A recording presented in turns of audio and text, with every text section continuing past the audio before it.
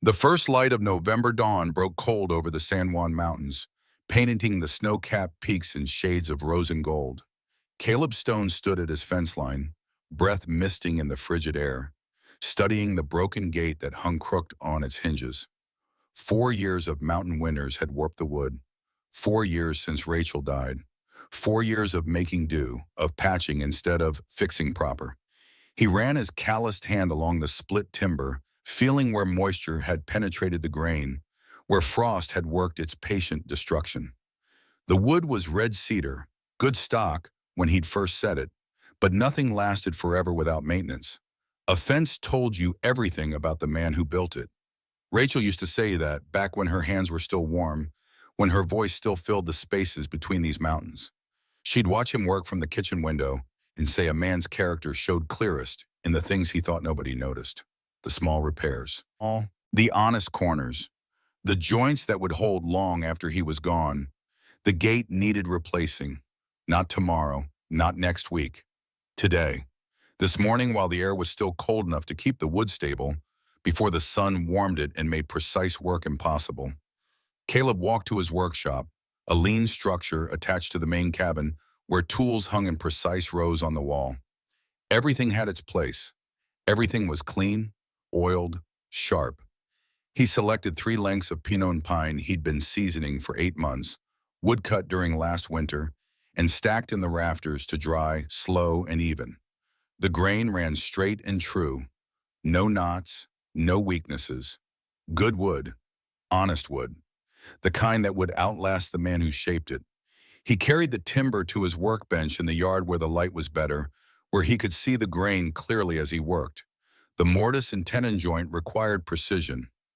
No nails, no shortcuts, no compromises. Just wood fitting into wood, the way his father had taught him 30 years ago in Pennsylvania, the way his father's father had done in the old country before that.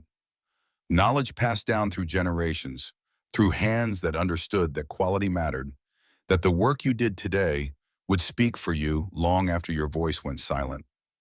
The 3-pound hammer felt right in his hand, weighted perfectly for controlled strikes. He'd forged it himself from railroad steel, shaped the handle from seasoned hickory. A tool made proper was a tool that lasted. He positioned his chisel, began the careful work of cutting the mortise, the square hole that would receive the tenon. Each strike of the hammer was measured, deliberate. Too hard and you'd split the wood. Too soft and you'd never finish before nightfall. Judge sat nearby, watching with yellow eyes that missed nothing. The wolf dog was 8 years old now, gray creeping into the black fur around his muzzle. His movements slower than they'd been, but his instincts still sharp. They'd found each other during the hardest winter. 2 survivors who understood that trust was earned in silence, proven through action rather than words. The dog had appeared half-starved outside the cabin the week after Rachel's funeral, as if he'd known that grief and solitude made dangerous companions. The cabin door creaked open, the familiar sound that meant Jesse was awake. "Coffee's ready, Pa." The boy stood in the doorway, 12 years old and growing tall, already showing the height that would make him a big man someday. He held 2 tin cups that steamed in the cold air, careful not to spill. He'd learned to make coffee the way Caleb liked it, strong enough to strip paint, hot enough to burn going down. The boy was learning responsibility through small things, learning that reliability in the ordinary moments built the foundation for trust in the extraordinary ones. "Appreciate it, son." Caleb took the cup, savored the bitter heat. Jesse settled onto the chopping stump, his usual perch when he wanted to watch his father work.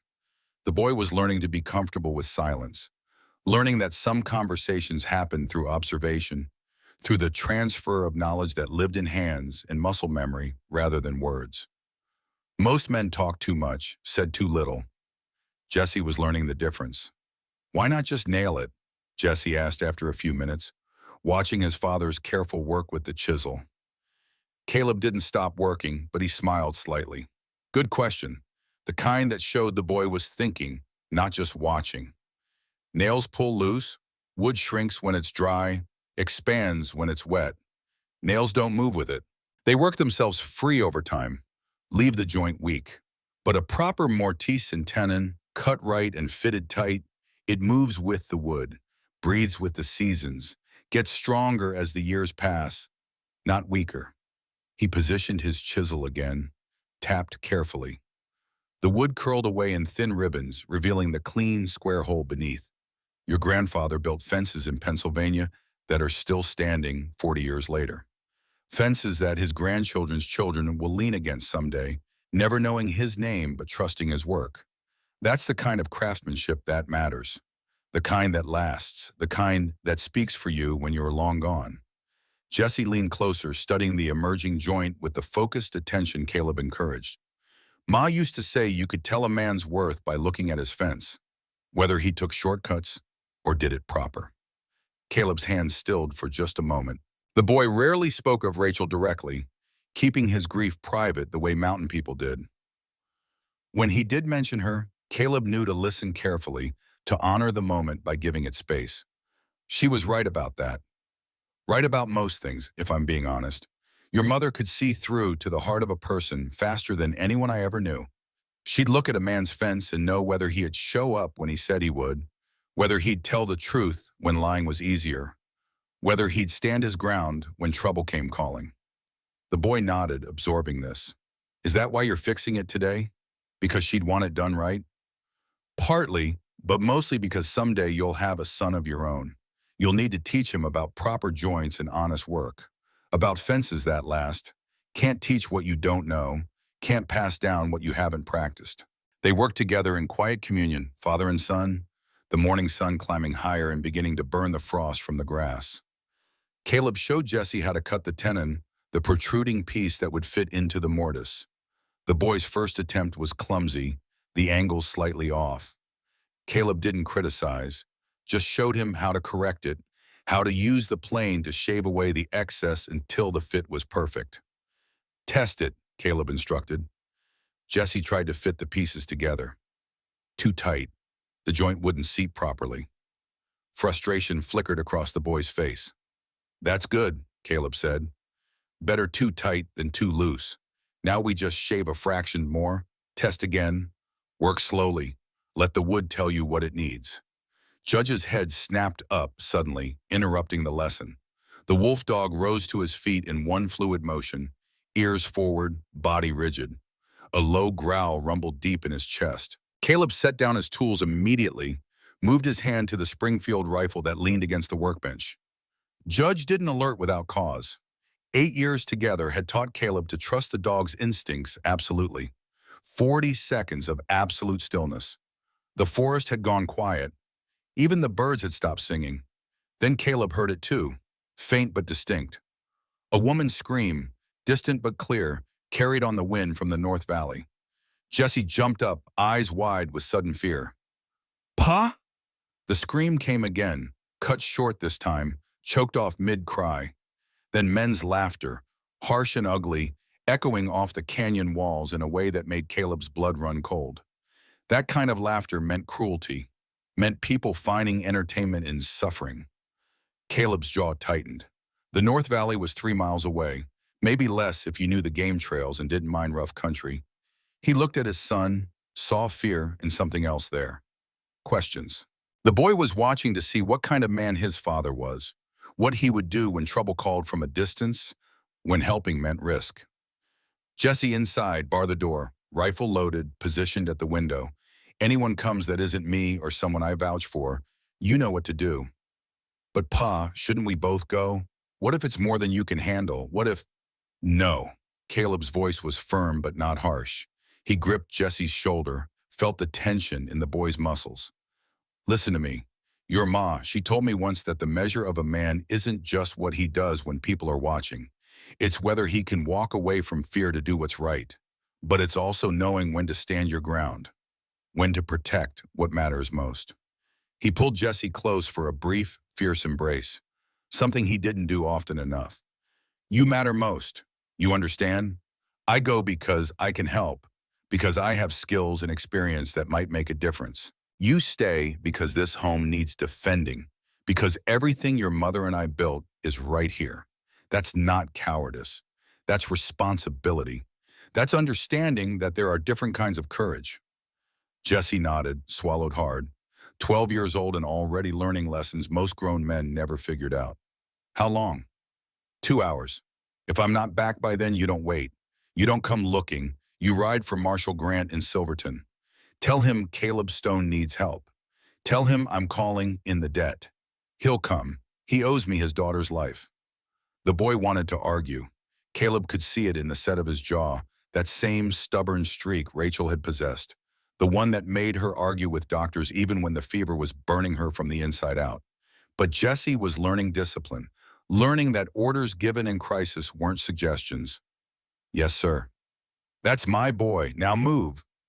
Jesse grabbed the rifle, checked the load with practiced hands, headed for the cabin at a run.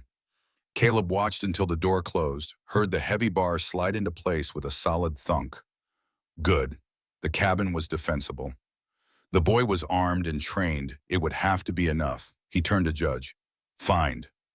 The wolf dog took off at a lope, nose to the ground, moving through the pine forest with the efficiency of a predator following prey. Caleb followed, his own Springfield rifle in hand, moving through the trees with the practiced silence of 20 years in these mountains. He'd learned to walk quietly from Chado, learned to read the land, to move with it rather than against it. A man who crashed through the forest announced himself to everything within a mile. A man who understood the rhythm of the wild could pass invisible. The morning was quiet now, too quiet. Even the squirrels had gone still. That meant danger nearby, something that had disturbed the natural order. Caleb moved faster, following Judge's path through the scattered granite boulders and thick stands of pine. He found the first blood after half a mile. Drops on the granite, bright red and fresh, not yet oxidized to brown. Caleb knelt, touched it with his fingertips. Still tacky, still warm. Recent, within the last 20 minutes. He studied the ground around the blood, reading the story written in disturbed pine needles and scuffed dirt. 3 horses, all unshod. Indian ponies or horses stolen from Indians. One set of tracks moved erratically, weaving suggesting injury or panic. The other 2 flanked it, deliberately herding, driving the wounded rider in a specific direction. Judge circled back, whined low in his throat. The wolf dog's hackles were raised, his body language screaming danger. Whatever lay ahead, it was bad. Caleb moved faster now, following the blood trail as it grew heavier. More drops, then smears on tree bark where someone had grabbed for support. He could hear voices ahead now, male voices, thick with alcohol and cruelty, the kind of voices that made decent people cross the street. He slowed his approach, used the scattered boulders and thick pine trunks for cover, moving from position to position with extreme caution. The last ridgeline gave him a view of the clearing below. What he saw made rage bloom hot in his chest. The clearing opened like a wound in the forest, a natural space where lightning had taken down an old cottonwood years ago and nothing had grown back properly. 3 men surrounded a young woman who was tied to the still-standing trunk of the dead tree. Her clothing was torn, traditional Apache dress that had been deliberately shredded for sport. Blood ran from a cut on her temple, matting her dark hair. More blood on her arms where rope had torn skin. An Appaloosa horse lay nearby, flanks heaving, breathing labored. Bullet wound in its shoulder, blood pooling on the ground beneath it. Beautiful animal, distinctive spotted coat now fouled with dirt and gore. The horse's eyes rolled white with pain and fear. The 3 men were taking turns circling the woman, making comments that turned Caleb's stomach even from this distance. One of them, tall and thin, with a stringy beard and dead eyes, held a whiskey bottle in one hand and a knife in the other.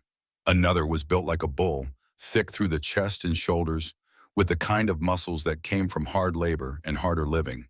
The third was young, maybe 20, hanging back slightly. Not participating actively, but not stopping it either, which made him just as guilty. The woman's eyes were defiant despite her situation. She didn't beg, didn't plead, didn't cry. That kind of strength was rare. Caleb had seen it before, in warriors who knew death was close but refused to give their enemies the satisfaction of fear. She held her head high, met their eyes directly, showed them nothing but contempt. Do whatever you want, mountain man. Her voice carried clearly despite the distance, strong and unwavering. I am Naomi of the Mescalero, daughter of Manuelito. I do not beg for mercy from dogs who have no honor. The bull-shouldered man backhanded her casually, the way you might swat a fly. Her head snapped sideways. Blood sprayed from her split lip, but she didn't cry out, didn't give him the reaction he wanted. Caleb's finger tightened on the trigger, but he held his fire. 3 against 1, with the woman directly in any potential crossfire. He needed better position, needed to separate them, needed patience. Rushing in would get everyone killed. Then he saw it. The belt at the woman's waist, partially hidden by her torn dress. Turquoise and silver work, distinctive pattern, geometric designs that mark specific clan affiliation. His breath caught in his throat. Chado's clan, Chado's people. The same silverwork Chado had worn had shown Caleb during those long months of recovery 8 years ago. The memory hit him like a physical blow. Winter of 1867. Caleb wounded badly, half his ribs broken from a grisly attack, stumbling through a blizzard more dead than alive. Chado finding him, carrying him on his shoulders for 3 miles to the Apache camp. 3 months of healing, of learning, of being taught to see the land end through different eyes. Chado teaching him to track like the Apache tracked, to read sign that white men walk past blind, teaching him about honor, about obligation, about the old ways that said a debt saved a life created bonds that transcended tribe or blood. Chado's final words, spoken as he died saving Caleb from a rock slide during their last hunt together. Take care of my people, mountain man. When the time comes, you remember. You remember what matters. The time had come. Caleb whistled, sharp and clear, the sound cutting across the clearing like a blade. Judge appeared at his side instantly, materialized from the shadows like a ghost. The 3 men below froze, hands moving toward weapons, searching for the source of the sound. Caleb stood, stepped out from behind the boulder, rifle raised and steady. He silhouetted himself deliberately against the sky, making sure they could see him clearly, see the weapon, understand the situation had changed. Step away from her. Do it now. His voice carried flat and cold across the clearing, the tone of a man who'd killed before and wouldn't hesitate to do it again. The tall, thin man with the knife reached for the pistol at his belt. Caleb's rifle cracked once, the shot echoing off the canyon walls. The whiskey bottle exploded in the man's other hand, spraying glass and cheap liquor across his face. Next one takes your shooting hand. The one after them takes your throat. Your choice how this plays. The bull-shouldered man was drunk enough to be stupid, mean enough to be dangerous. He drew fast, fired wild. The bullet whined past Caleb's ear, close enough to feel the wind of its passage. Caleb worked the bolt action smoothly, muscle memory from 1,000 hours of practice, put his next round into the dirt directly between the man's feet. Granite chips sprayed up, stung his legs. Last warning. Judge charged down the slope without command. 80 pounds of snarling fury moving faster than a man could track. The bull tried to swing his pistol around, but the wolf dog was already on him, jaws locked around his gun hand. The pistol fired into the air. Judge twisted, dragged the man down, repositioned to his throat. Just enough pressure to make breathing difficult, not enough to kill. Yet. The young one dropped his gun entirely, hands raised high. Don't shoot. Please, we're leaving. We're going. Not yet. Caleb descended the slope carefully, rifle never wavering from the tall, thin man who seemed to be the leader. You shot that horse? No answer. The man just stared at him with those dead eyes, calculating odds. Caleb nodded to Judge. The wolf dog tightened his grip on the bull's throat. The man made a strangled, gurgling sound, fingers scrabbling uselessly at the dog's jaws. I asked you a question. Answer it, or your friend dies choking on his own blood. Curtis shot it. The young one's voice cracked with fear and something that might have been shame. He shot it when she wouldn't stop fighting, wouldn't stop trying to escape. He said it didn't matter, said the bounty was for her, not the horse. Caleb studied the Appaloosa. The horse was clearly suffering, chest heaving with each labored breath, eyes rolling white with agony and terror. Beautiful animal, strong bloodlines visible in the conformation. Didn't deserve this end, dying slow in the dirt because men were cruel. Cut her loose. He gestured to Naomi with his rifle barrel. The tall, thin man hesitated, weighed his options. Now, before I change my mind about letting you keep those hands. They scrambled to obey, the young one pulling out a knife and sawing through the ropes with shaking hands. Naomi didn't run, didn't collapse in relief. She stood straight despite her injuries, walked directly to her horse without a word to her captors or her rescuer. She knelt beside the Appaloosa, hands moving gently over its neck and muzzle, whispering words in Apache. The horse quieted slightly under her touch, recognized her voice even through the pain. Sunka, shh, brave one, I am here now. He needs help, she said without looking at Caleb, still focused entirely on the animal. The bullet must come out or he will die from blood poison. He's done for, Curtis wheezed from beneath Judge's tongues, his voice strained and thin. Lung shot, just finish it and be done. Naomi's eyes blazed when she looked at him, pure hatred burning there. You know nothing of horses, white dog. You know nothing of healing, nothing of life. You only know destruction and death and the bottom of whiskey bottles. Caleb approached slowly, keeping his rifle trained on the tall, thin man while watching the other two with peripheral vision. He examined the wound in the horse's shoulder carefully. Clean entry, high in the muscle, no exit wound. If the bullet had hit lung or major artery, the horse would already be dead or dying faster. The location suggested shoulder muscle only. Painful, dangerous, but potentially survivable if they could stop the bleeding, extract the bullet, prevent infection. He'd seen Chado save animals with worse wounds using nothing but plant medicine and patience. Get my saddlebag, he told Naomi. She moved quickly, understanding immediately, retrieving the leather bag from where Caleb had dropped it when he took position. While she brought his medical supplies, Caleb addressed the three men directly. Your names, all of you. Now. The young one spoke first, voice shaking badly. Isaac Tully, sir, from Santa Fe originally. These are Curtis Drummond, and that one there with the knife is Garrett Vaughn. We're bounty hunters, sir, licensed and legal. The name hit Caleb like cold river water, shocking and clarifying at once. Vaughn. 7 years ago, when Caleb was still scouting for the Army out of Fort Union, he'd discovered Vaughn selling military supplies to Comanche raiders. Rifles, ammunition, Army blankets stamped with official marks. Caleb had testified against him at the court-martial, provided detailed evidence, sworn under oath. Vaughn had been dishonorably discharged, stripped of rank, publicly humiliated. He'd sworn revenge in the courtroom, shouted threats while soldiers dragged him away. Then he disappeared into the territories and Caleb had assumed the man was dead or gone to Mexico. Apparently he'd been wrong. Vaughn recognized him at the same moment, recognition lighting those dead eyes with something like pleasure.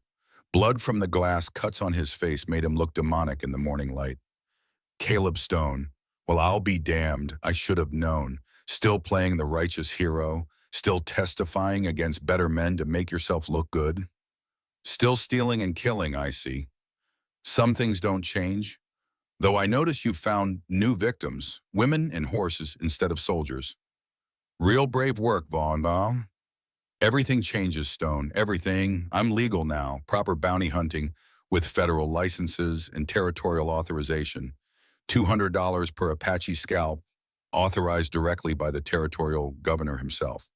Signed papers, official stamps, completely legal. I'm a businessman now. The words hung in the cold air like poison. Caleb felt sick. He'd heard rumors of the scalp bounties, had prayed they were exaggerations or lies told by men who wanted to justify their hatred.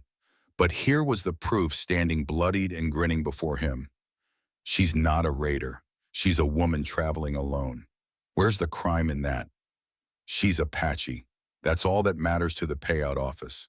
Apache scalp is worth $200 regardless of age or gender. More if you can prove they were actively hostile, but honestly, who's checking? The territorial government wants the Apache problem solved. They don't much care about the details. Vaughn's smile was ugly, triumphant.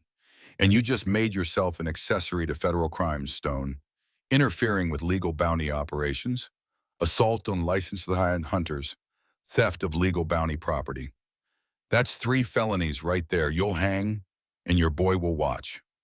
Naomi returned with the saddlebag, her hands steady despite everything. She'd clearly done emergency medicine before because she laid out the supplies without being told, organized them efficiently.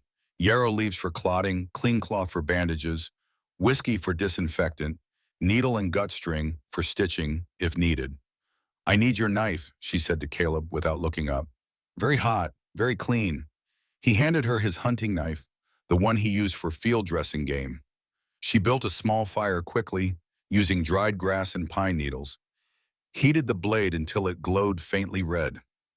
Her movements were practiced, efficient, the actions of someone who'd done field surgery before. Hold his head, she instructed. Caleb holstered his rifle reluctantly, knelt by the horse's head, wrapped his arms around Sunka's neck. He whispered the calming sounds Chado had taught him.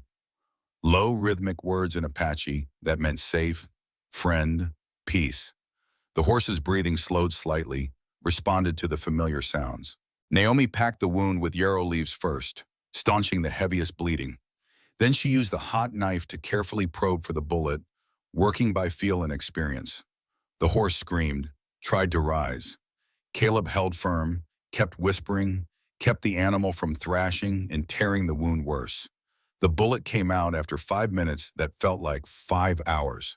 Small caliber, probably from a pistol. Flattened from impact with bone, but mostly intact. Naomi tossed it aside contemptuously, packed the wound again with fresh yarrow, then wrapped it tight with strips torn from her own dress. She worked methodically, checking her work, adjusting the pressure. He may live, she said quietly when she finished.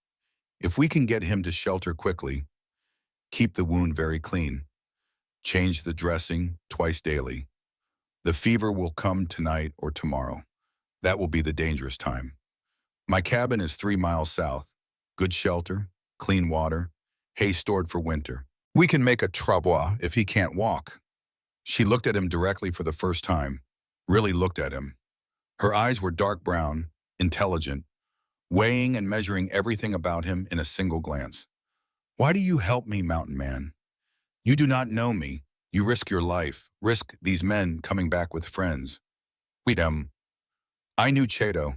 He saved my life 8 years ago when I should have died. Taught me things about honor and obligation that most white men never learn. I see you wear his clan work on your belt.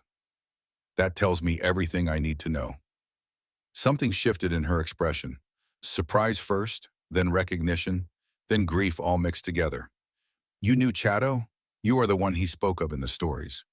The white scout who learned to see with Apache eyes. He told us you were dead, killed in the rock slide on Black Mesa. Should have been. Would have been if he hadn't pushed me clear and taken the fall himself. I was with him at the end. He made me promise something before he died. Made me swear to look after his people if the chance ever came. To remember that debts of life create obligations that transcend tribe or blood. Tears stood in Naomi's eyes but didn't fall. She blinked them back fiercely. He was my mother's brother, the last of her family who remembered the free days, before the reservation, before the long walk, before the treaties that were nothing but lies written on paper. He spoke of you often in his final years, said you understood what most whites never could. Caleb felt his throat tighten. I tried. He was patient with me, more patient than I deserved. Vaughn laughed, sharp and bitter, breaking the moment. Touching reunion, very moving. Doesn't change a damn thing, Stone.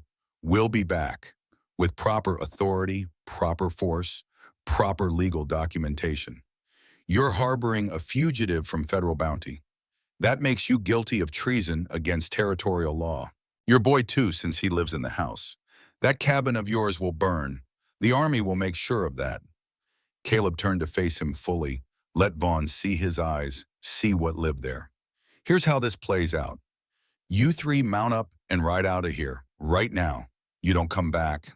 You don't file reports. You don't mention this to anyone. You forget you ever saw this woman, forget this clearing exists. Or what? You'll shoot us in the back? You're one man with a G. We're licensed bounty hunters with federal backing and army connections. You can't win this, Stone. Or I'll tell everyone in 3 territories what you really are. A coward who shoots horses and terrorizes women for money. A disgraced soldier who sells out his own people for profit. I'll make sure every saloon, every trading post, Every army fort knows that Garrett Vaughn runs with bottom feeders now. That the only way you can make money is by murdering people who can't fight back. I'll destroy what little reputation you have left. Vaughn's face went purple with rage. His hand twitched toward his gun. For a moment, Caleb thought he'd have to kill him. Not worth it, Isaac said suddenly, stepping between them. Garrett, please, let it go. We can find other work, other bounties. This one's not worth dying over. Listen to the boy, Caleb said quietly. He's got more sense than both of you combined. Slowly, reluctantly, Vaughn's hand moved away from his weapon. But his eyes promised murder, promised suffering, promised that this wasn't over. 3 days, he said softly, each word deliberate. That's how long before her people come looking, 3 days before her scouting party realizes she's missing, before they send warriors to find her. When they come, the army will respond with force. And when they do, I'll make sure everyone knows you're sheltering Apache raiders. Your boy, too. What's his name again? Jesse, isn't it? 12 years old? The threat hung in the air like poison gas. Caleb's finger moved to the trigger, pressure increasing slowly. One shot, end it here, end the threat to Jesse, to Naomi, to everything that mattered. The justification was perfect. Self-defense, protection of others. Any court would understand. But that wasn't justice. That was murder. And he'd sworn to Rachel on her deathbed that he'd never become what he hunted, never let the darkness take him no matter what came. Judge, release. The wolf dog backed away reluctantly, releasing Curtis's throat but staying close, ready to attack again if commanded. Curtis scrambled to his feet, grabbed his gun from where Judge had knocked it, mounted his horse with shaking hands. The 3 men rode out slowly, Curtis and Isaac leading, Vaughn walking his horse backward for the first 100 yards, eyes never leaving Caleb, that ugly smile never fading. 3 days, Stone, count them. Mark them off, because when I come back, I'm bringing hell with me. Legal hell, federal hell, the kind you can't shoot your way out of. They disappeared into the trees finally, the sound of hoofbeats fading slowly. Caleb waited until complete silence returned before lowering his rifle. His hands were shaking badly now, adrenaline and fear and fury all mixing together in his bloodstream. Naomi was back beside Sunka, checking the bandages with gentle hands. Your son, she said quietly. You spoke of him. How old? 12.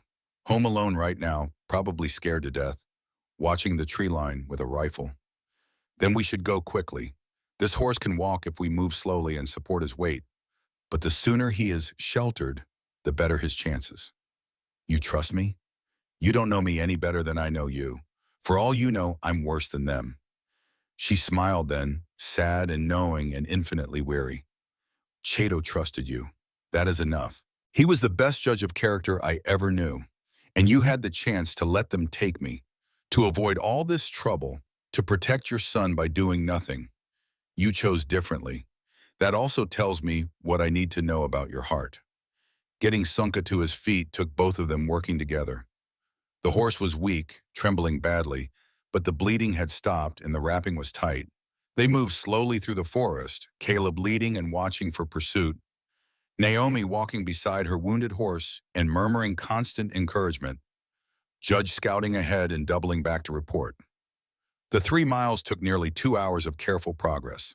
Jesse was at the window when they emerged from the tree line. Caleb saw the rifle barrel track them, saw the moment the boy recognized his father and lowered the weapon.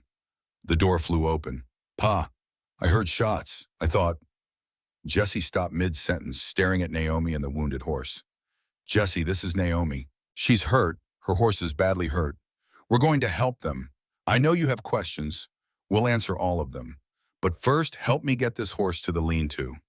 The boy hesitated for only a heartbeat, then training took over. He grabbed ropes without being told, helped secure Sunka in the shelter attached to the barn. Caleb showed him how to prepare a fresh poultice using the same yarrow and asha root they used on their own animals when they got injured. Watch how she works, Caleb told his son quietly. This is medicine your ma would have known if she'd lived long enough to learn it. Old knowledge, important knowledge, the kind that might save your life someday. Jesse watched Naomi's hands with intense focus, the way she checked the horse's breathing, felt for fever, adjusted the bandages with infinite gentleness despite her own injuries. "You're bleeding," the boy said suddenly, noticing the cut on her temple for the first time. "Your head." Naomi touched the wound almost absently, seemed surprised to find it still oozing blood. "Inside," Caleb said firmly. "Both of you. Jesse, heat water in the big pot. Naomi, sit down before you fall down." She obeyed without argument, sinking into the chair by the fireplace. The weight of the morning seemed to hit her all at once. Her hands started shaking badly, delayed shock finally catching up. Caleb cleaned the wound carefully, exactly the way Rachel had taught him during their years together. Head wounds bled dramatically, but usually looked worse than they actually were. This one was deep, though, would need stitches to close properly. He threaded his needle with practiced hands, gut strings sterilized in boiling water. "This will hurt. I don't have anything for the pain." "Pain I know well," Naomi said, her voice steady despite the shaking. "Fear is worse than pain. Pain ends. Fear grows." Jesse hovered nearby, watching every movement. "So yeah, my palm. Who were those men, the ones you fired at?" "Bounty hunters. Bad men doing legal work, which sometimes makes them worse than outlaws. Outlaws know they're breaking the law. These men hide behind it. They'll come back." Caleb met his son's eyes directly. No point in lying. The boy deserved truth, deserved to understand the situation. "Yes, probably with more men, maybe with army backing. We've got 3 days according to their leader. Maybe less if they move faster than is expected." "Then why did you help her? Why bring this trouble to our home?" It was Naomi who answered, her voice quiet but rock steady despite the needle working through her skin. "Because your father made a promise to a dead man. Because honor matters more than safety. Because there are some things in this world worth risking everything for. Worth dying for if necessary." She reached into the medicine pouch at her belt, pulled out a battered photograph protected in oilcloth, handed it to Jesse with both hands like it was precious. The boy studied it, confusion crossing his young face. "That's you," he said slowly, pointing to a young girl in the photo, "but much younger, maybe 8 or 9. And that man standing behind you is Chado," Caleb finished, his voice rough with emotion. "My friend, my teacher, the man who saved my life 8 years ago and taught me to see the world differently. Naomi's uncle, her mother's brother." Jesse looked at the photograph, then at Naomi, then at his father. Understanding dawned slowly across his face. "The stories you told me about the Apache warrior who taught you to track, who saved you from the grizzly and the blizzard. This was him? This was the man?" "Yes." "And she's his family? His blood?" "Yes." The boy was quiet for a long time, turning the photograph over in his hands, studying every detail. Then he nodded once, decisive and final. "Ma would have done the same. She believed in helping people, even when it was dangerous." Caleb's throat tightened painfully. 12 years old and already understanding things that most grown men never figured out in their entire lives. "You can have the bed," Jesse told Naomi directly, meeting her eyes. "Pa and I can sleep in the loft. It's plenty warm up there." Naomi's eyes filled with tears that finally spilled over. "Thank you, little warrior." "I'm not little," Jesse protested automatically. "And I'm not a warrior." "Not yet," she said gently, smiling through her tears. "But you have the heart of one already. That's where all warriors start. With the heart, the skills come later." They settled into an uneasy routine as the sun climbed toward noon. Naomi took the bed despite her protest that she could sleep on the floor. Jesse and Caleb climbed to the loft where they'd slept together through the worst months of Rachel's illness, where the walls still held memories of whispered prayers and desperate bargains with God that went unanswered. "You scared, Pa?" Jesse whispered in the darkness. "Terrified," Caleb admitted honestly. "More scared than I've been since your ma died. But sometimes being scared and doing the right thing are the same thing happening at once. You can be afraid and still act. That's what courage actually is. Your ma taught me that." "Tell me about her, about Ma, and what she said about fences." So Caleb did, his voice low in the darkness of the loft. He told Jesse about Rachel's wisdom, about how she could see the truth of people in their small actions, about how she believed that a man's character showed clearest Not in his grand gestures, but in the things he thought nobody noticed. The way he treated animals, the care he took with tools, the honesty in his corners when he thought nobody was watching. "That's why you were fixing the gate this morning," Jessie said slowly, understanding. Not just because it was broken, because she'd want it done right, because someday I'll need to know how. Because someday you'll have a son of your own. You'll need to teach him about proper joints and honest work, about building things that last. Can't pass down what you don't know. Can't teach what you haven't practiced. They drifted towards sleep slowly, exhaustion finally winning over fear. Outside, Judge patrolled the perimeter with tireless dedication. Downstairs, Naomi lay awake staring at the ceiling, wondering if her people would find her before Vaughn returned with his promised hell.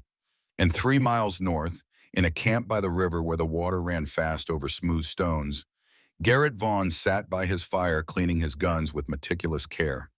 Curtis was drinking heavily, the whiskey making him mean and stupid. Isaac was quiet, troubled, fingering the Bible his mother had given him before he left home. "We going straight to Fort Union?" Isaac asked finally, breaking the silence. Vaughn looked up from his pistol, smiled cold and calculating, the expression of a man who'd found all the angles. "Better than that, boy. We're going to make this completely official. Federal business, Army business, proper warrants, proper authority. By the time I'm done talking to the right people, greasing the right palms, Caleb Stone will be wanted for treason against the territorial government. His boy will be orphaned or hanged alongside him, and that Apache woman will be just another scalp on the collection wall in Santa Fe." He pulled out a territorial map, began marking positions with a piece of charcoal. 3 days until her people come looking. That gives us time to set everything up perfect. We'll have soldiers, federal marshals, proper warrants signed by judges. Stone's reputation won't save him this time. His skills won't matter when he's facing 50 armed men with legal authority. He'll learn that the world's changed, honor's dead. The only thing that matters now is who has the bigger gun and the better paperwork. Curtis laughed, harsh and ugly, already half drunk. "I want the boy. I want to see his face when we stretch his paw's neck. You can have whatever you want once Stone's dead, but we do this legal. We do this smart. No mistakes." Isaac said nothing, but his hand moved unconsciously to the pocket where he kept his mother's Bible and her last letter. The one that said, "Be a good man, make me proud, don't let the world make you cruel." The fire crackled and popped. The river rushed past, eternal and uncaring. Above them all, the stars wheeled in their ancient patterns, indifferent to the dramas of men and their small violences. Back at the cabin, Caleb lay awake listening to his son breathe, steady and peaceful, despite everything. 3 days. Vaughn had given him 3 days. Time to plan, time to prepare, time to decide how far a man would go to honor a promise made to the dead. He thought about Rachel, about her wisdom concerning fences and character. Thought about Chado, about his teachings on honor and obligation. Thought about all the people who trusted him to be better than circumstances required, to stand for something when standing was hard. Jessie slept beside him, innocent and brave, and deserving of a father who didn't flinch when trouble came calling. Downstairs, Naomi rested, trusting him to keep her safe. Outside, Judge patrolled, faithful unto death. The fence could wait.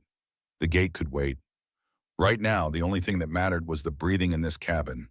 3 lives depending on choices made in the moments ahead. 3 days to figure out how to keep them all alive. Somewhere in the darkness beyond the cabin walls, Judge growled low, sensing movement in the distant forest. Caleb's hand found his rifle, fingers wrapping around familiar wood and steel. Not tonight, he prayed to whatever God might still be listening. Give us tonight to rest, to gather strength, to prepare. Tomorrow would bring its own storms. Tomorrow would demand its own sacrifices. Tonight, peace was enough. Tonight, they were alive and together and safe. It would have to be sufficient. Morning came too early, the kind of cold November dawn that made breath visible and fingers ache. Caleb woke in the loft to unfamiliar sounds below. Soft footsteps, the creak of the stove door, the gentle clatter of cookware being moved with careful hands that knew their way around a kitchen but weren't familiar with this particular one. He descended the ladder quietly, found Naomi at Rachel's stove, moving slowly to favor her injured ribs. She'd found the cornmeal, the cast iron skillet, the jar of honey Rachel had made from wildflowers 2 summers before she died. The bandage on her temple was fresh, changed sometime in the night when pain had likely kept her awake. "You should be resting," Caleb said softly, not wanting to startle her. She turned, met his eyes without flinching. "I am not good at resting a mountain man. And you fed me last night, sheltered me, risked everything for a stranger. I pay my debts. This is how my people were taught. Accept hospitality, return it when able. Your ribs are cracked, maybe broken. You need to heal. Ribs heal whether I sit or stand. Sitting just makes me think too much about what almost happened in that clearing." Caleb understood that. After Rachel died, he'd worked himself to exhaustion every day for months, anything to avoid the quiet moments when memory became too loud. He nodded, let her continue. The cornbread she was making smelled different from Rachel's recipe. Naomi had added something, herbs maybe, or mesquite flower. The scent filled the cabin with unfamiliar warmth. Jesse appeared at the top of the loft ladder, hair standing in all directions, eyes still heavy with sleep. He froze when he saw Naomi at the stove, in his mother's place, using his mother's things. Caleb watched his son's face carefully. Saw confusion there, maybe resentment, definitely uncertainty. "Morning, son." "Morning, Pa." Jesse descended slowly, kept his distance from Naomi. Not hostile, but not welcoming either. Just carefully neutral. They sat at the table, the three of them, eating in silence that felt heavy with unspoken things. The cornbread was good, different but good, flavored with something that might have been wild sage or desert herbs Caleb didn't recognize. Jesse took small bites, chewed slowly, said nothing. A single bark from outside, Judge's signal that someone approached, not threateningly. Someone approaching. Caleb was at the window instantly, hand on his rifle, body between the door and Naomi. Old habits from the war, from years of living in country where threats came without warning. A single rider coming from the south at an easy pace. Caleb relaxed slightly when he recognized the bay mare with the white blaze on her forehead. "It's Marshal Grant," he said. "Jesse, you stay here with Naomi. Keep the rifle loaded but out of sight. No point advertising we're ready for trouble." "Yes, sir." Caleb stepped outside, closed the door behind him, positioned himself on the porch where he could watch both the approaching rider and the tree line beyond. Ezra Grant was 52 years old, wore his marshal's badge like it actually meant something in a world where law and justice had divorced and gone their separate ways. He'd been a good man for as long as Caleb had known him, which was saying something in this territory. "Ezra." Caleb didn't offer his hand yet, didn't relax his stance. Even good men could be compromised, could be carrying messages they didn't want to deliver. "Caleb." Ezra dismounted, moved slowly, deliberately, hands visible. He understood the caution. "Got word late last night, wanted to ride out first thing, see how things stood." "What kind of word?" "The kind that says Garrett Vaughn rode through Silverton yesterday evening, drunk and talking loud. Said he'd be coming back here with federal warrants and Army support. Said he'd make sure you hanged for interfering with illegal bounty operations. Said your boy would watch. Said that Apache woman would be scalped proper this time." The words settled in Caleb's gut like stones. He mentioned timing. 3 days, he said. Needs time to ride to Fort Union, talk to the right people, grease the right palms. Said the new commander there, Captain Harrison Ward, hates Indians enough to bend rules if the cause is right. Caleb's jaw tightened. He'd heard of Ward. Everyone in the territory had heard of Ward. The captain had lost his entire family to a Comanche raid 5 years back, came out of it with a hatred that burned everything it touched. Ward saw every Indian as personally responsible for his wife and daughter's deaths. Made him dangerous. Made him unpredictable. "Come inside. See for yourself what we're dealing with." They entered together. Naomi stood immediately, back straight, despite her injuries, meeting Ezra's gaze directly. The marshal's eyes took in the split lip that was starting to heal, the bandaged temple, the bruises darkening on her arms, the way she held her left side like breathing hurt. "Ma'am." Ezra removed his hat, spoke with genuine respect. "You hurt bad?" "I am healing, Marshal." Thanks to this man and his son, they saved my life when they could have walked away, could have protected themselves by doing nothing. Ezra pulled out a chair, sat heavily, suddenly looking every one of his 52 years. Caleb, tell me everything, from the beginning. Don't leave anything out. Don't shade it to make yourself look better. I need the truth if I'm going to help. So Caleb told it. The scream in the North Valley, following Judge's lead to the clearing, finding Naomi tied to the cottonwood tree, Vaughn and his men circling her like wolves around wounded prey. The shot that shattered the whiskey bottle. Judge taking Curtis down. The threats exchanged. Sunka's bullet wound. The promise made to Chado 8 years ago that had led to this moment. When he finished, Ezra sat quiet for a long moment, turning his coffee cup in his hands. You know I have to follow the law, Caleb. Even when the law is wrong. Even when it makes me sick to my stomach. I know. Vaughn's got legal standing here. Those scalp bounties are real, signed into law by the territorial governor himself 6 months ago. $200 per Apache scalp, no questions asked about age, gender, or circumstance. They say it's to deal with raiders, but everyone knows it's just legalized murder. But legal murder is still legal. Legal doesn't make it right. No, it sure as hell doesn't. Ezra turned to Naomi. Ma'am, I need to ask you direct. Are you part of a raiding party? Have you or your people attacked settlers, stolen livestock, killed anyone in the past year? Naomi met his gaze without flinching. No, Marshal, I am not a raider. My people are not raiders. We are survivors trying to live on land that keeps shrinking, trying to follow rules that keep changing. I was scouting ahead for my band. We are moving from the reservation at Mescalero, seeking better land with written permission from Indian Agent Marcus Townsend at Fort Stanton. I rode ahead 3 days to find water sources, to mark safe paths, to make sure the route was clear. That is all. I am a daughter trying to help her people survive, nothing more. Ezra leaned forward. Agent Townsend at Fort Stanton. You said written permission? Yes, Marshal. Papers signed and stamped. My father Manuelito carries them. Where's your father now? Coming, with warriors. They should find me within 3 days, perhaps sooner if they were close when I was taken. They know the signs I leave, the markers only our people can read. Ezra's expression shifted, something like hope flickering there. If I can verify your story with Agent Townsend, if I can prove you're traveling with official authorization, that changes everything legally. Vaughn can't claim bounty on someone moving with government permission. The law protects you then. How long would verification take? Caleb asked. Telegraph to Fort Stanton. Wait for response. 2 days minimum, maybe 3 if Townsend's out in the field. Depends on how fast he gets the message and how fast he responds. We don't have 3 days. Vaughn said 3 days before he comes back with soldiers. Ezra stood, paced to the window, stared out at the mountains. There's something else you need to know. Something that makes this worse. Captain Harrison Ward, the new commander at Fort Union, he's not just another Army officer following orders. He's a true believer.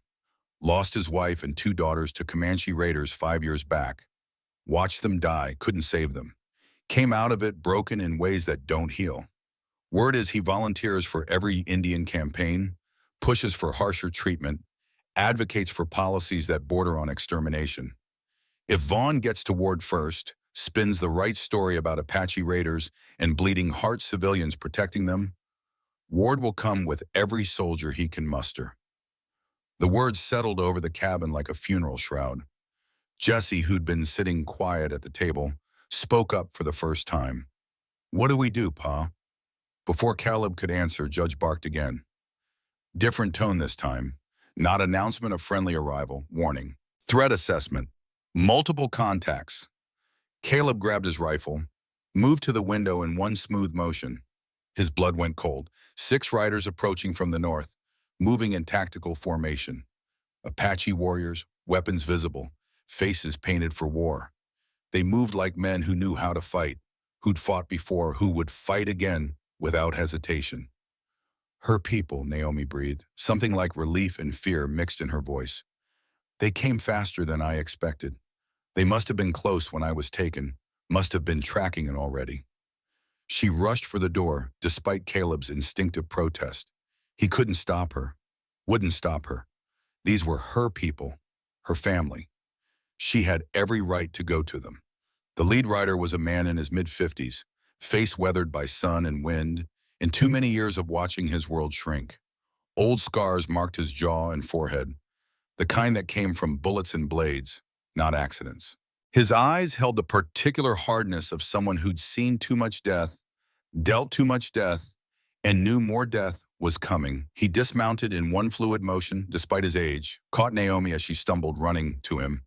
They embraced fiercely, the warrior's arms gentle, despite their obvious strength.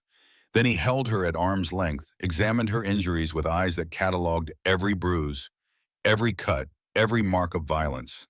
His face remained impassive, but his hands shook slightly. Rage, Caleb recognized, tightly controlled but burning underneath. They spoke rapidly in Apache, words tumbling over each other too fast for Caleb to follow with his limited knowledge. He caught maybe one word in 10. Daughter, safe. Men, revenge. The warrior's hand moved to his knife more than once during the conversation. Finally, the man turned to face Caleb, switched to heavily accented but clear English. I am Manuelito, chief of the Mescalero band, father to this girl you see before you. She tells me you saved her life, that you fought 3 armed men to protect her, that you risked everything when you could have walked away safe. I helped some, Caleb said carefully, but she saved herself mostly. She's strong, stronger than most men I've known. She also tells me you knew Chado, my wife's brother, that you are the white scout he spoke of before he died, the one who learned to see with Apache eyes, who understood that honor crosses the boundaries of blood and tribe. Chado saved my life 8 years ago, taught me much in the months I recovered with your people. I owed him a debt that could never be fully repaid. When I saw your daughter wearing his clan's silverwork, I knew what I had to do. Manuelito studied Caleb with eyes that missed absolutely nothing. He looked at the cabin, well-maintained despite its age, at the workshop with tools hung in precise rows, at Jesse standing in the doorway with a rifle held properly, safely, the way a boy raised right would hold it, at Judge sitting alert nearby, the wolf dog's protective positioning speaking volumes about the bond between man and animal. Debts of life are sacred among my people, Manuelito said finally. You honored Chado's memory by protecting his blood. For this, my people thank you. We are in your debt now, Mountain Man. He gestured to his warriors. They dismounted smoothly, began examining the area with professional eyes, checking sight lines, defensive positions, water sources. These were men who'd fought the army before, who understood tactics and terrain, who knew how to turn any location into a fortress if needed. Ezra came outside then, hand instinctively near his pistol. Marshall's training making him cautious around armed groups. Manuelito noticed the badge immediately, his body language shifting subtly to something more guarded. Easy, Ezra, Caleb said quickly. They're not raiders. They're family looking for lost kin. Manuelito, this is Marshal Ezra Grant from Silverton. He's here as a friend, not in any official capacity. Marshal, Manuelito's tone was neutral, wary. You come to arrest my daughter? To claim the bounty that bad men seek? No, sir. I came to help if I can. I'm trying to verify your daughter's story about having official permission to travel. If I can confirm that with Agent Townsend at Fort Stanton, the law protects her. The bounty becomes invalid. My daughter speaks only truth. We have papers from Agent Townsend, signed and stamped proper. I carry them with me always. He pulled a leather pouch from inside his shirt, withdrew folded documents protected by oilcloth. Here, see for yourself. Ezra examined the papers carefully, holding them up to the light, checking the signatures and seals. His expression shifted from skeptical to relieved. These look legitimate. Official Fort Stanton letterhead, Agent Townsend's signature, territorial seal. Dated October 15th, authorizing the Mescalero Band under Chief Manuelito to scout for suitable relocation lands, with full cooperation requested from all federal and territorial personnel. Then the bounty is illegal, Caleb said. Vaughn has no claim. Legally, no, but law and reality don't always match up out here. Ward might not care about papers if Vaughn convinces him there's a larger threat. We need official verification from Townsend himself, transmitted through proper channels. That way Ward can't ignore it or claim the documents are forged. How long? Manuelito asked, his voice tight with tension. 2 days minimum for telegraph response. Maybe 3. Manuelito shook his head firmly. We do not have 3 days. The bad man who hurt my daughter, he knows we will come looking. He will return sooner with more men, with soldiers. He will not wait for your papers and your telegraphs. Then we prepare for both possibilities, Caleb said, his mind already working through tactical considerations. We prepare to defend this position if necessary, but we also prepare to prove Naomi's innocence through legal channels. We cover both paths, give ourselves options. You would fight beside us? Manuelito asked, something like surprise in his voice. Risk your life, risk your son's future, for people you barely know? I would honor my promise to a dead friend, and I won't let innocent people be murdered under color of law, not while I can still pull a trigger. Jesse appeared in the doorway fully now, eyes wide at the Apache warriors who were beginning to establish a defensive perimeter around the cabin. One of the younger warriors, maybe 16 or 17, noticed the boy, offered a slight nod of acknowledgement. Jesse hesitated, then nodded back, uncertain but not hostile. The morning dissolved into organized chaos as everyone prepared for the storm they all knew was coming. Manuelito's warriors established overlapping fields of fire, positioned themselves to cover all approaches. They worked with the quiet efficiency of men who'd done this before, who understood that survival depended on preparation and discipline. Ezra prepared to ride back to Silverton to send the verification telegram to Fort Stanton, to spread word among the townspeople about what was really happening out here. Before he left, he pulled Caleb aside. Ward's going to be a serious problem, Caleb. Man like that, he doesn't forget being challenged, doesn't forgive being proven wrong. Even if we get verification, even if the law sides with you, he'll find ways to make your life difficult. Let him try. I've dealt with worse. Vaughn, too. He lost a $200 bounty because of you. Men have killed for less money than that. He'll be back, legal authorization or not. He'll want revenge. Then he can get in line. Seems like I'm collecting enemies faster than Jesse collects rocks. Ezra smiled grimly. Watch yourself. Watch your boy. And if things go bad, if shooting starts, you get Jesse out of here. You hear me? That boy's got his whole life ahead of him. Don't let him throw it away because adults couldn't solve their problems with words. Rachel made me promise the same thing before she died. It's a promise I intend to keep. Ezra mounted up, turned his horse south. I'll send that telegram today. Push Townsend for fastest possible response. With luck, we'll have verification before Ward arrives. With luck, this ends peacefully. And without luck? Without luck, you'd better be as good with that rifle as stories say. Because Ward will bring 30 soldiers minimum, maybe more. Even with Manuelito's warriors helping, those are bad odds. He rode off at a canter, disappearing into the pine forest. Caleb watched until he was completely out of sight, then turned back to the organized chaos around his cabin. Manuelito had divided his warriors into shifts, 2 on watch at all times, positioned high in the rocks with clear sight lines, 2 resting but ready to move instantly, 2 preparing defensive positions, gathering rocks for cover, clearing fields of fire. They worked without talking, communicated through hand signals and shared experience. Caleb showed them his workshop, his ammunition stores, his strategic thinking about how to defend the cabin if it came to that. Manuelito listened carefully, offered suggestions that showed deep tactical knowledge. They discussed overlapping fields of fire, fallback positions, ways to slow an attacking force without committing to a pitched battle they couldn't win. You fought in your white man's war, then? Manuelito asked as they worked. 4 years. Army scout mostly. Some infantry work when they needed extra rifles. You fought well? Well enough to survive. That's all that matters in war. Not glory, not victory, just survival. This is true wisdom. My people learned this slowly, painfully. We fought for glory once, for honor, for the old ways. Now we fight only to survive another day, another season. It is not glorious, but it keeps our children alive. Jesse appeared with Dakota, one of the younger warriors, both boys carrying firewood they'd gathered from the forest. They worked together despite the language barrier, communicating through gesture and shared purpose. Caleb watched his son, saw him learning to see past difference, learning that courage and honor transcended tribe and blood. Your son has a good heart, Manuelito observed. He is afraid, I can see this in his eyes. But he works despite the fear. This is true courage. Not the absence of fear, but the choice to act righteously despite its presence. His mother taught him that. I just try not to ruin her work. Your woman, she has gone to the spirit world?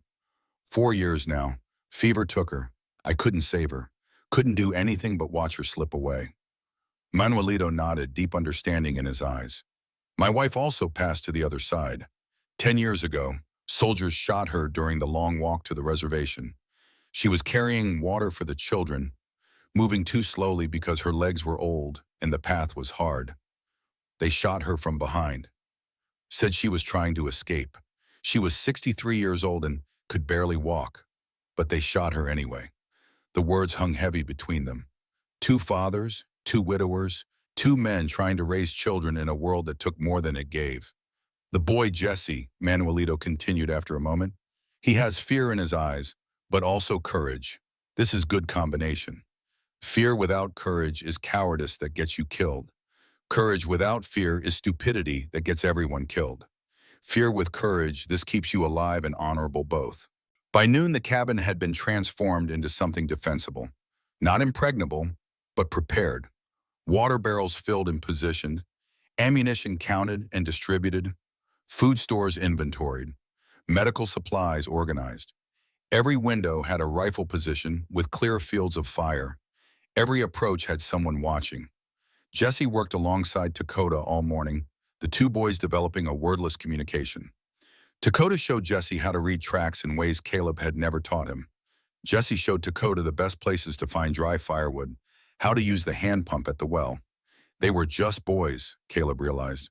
12 and 16, caught in adult conflicts, learning hard lessons about how the world actually worked versus how it should work.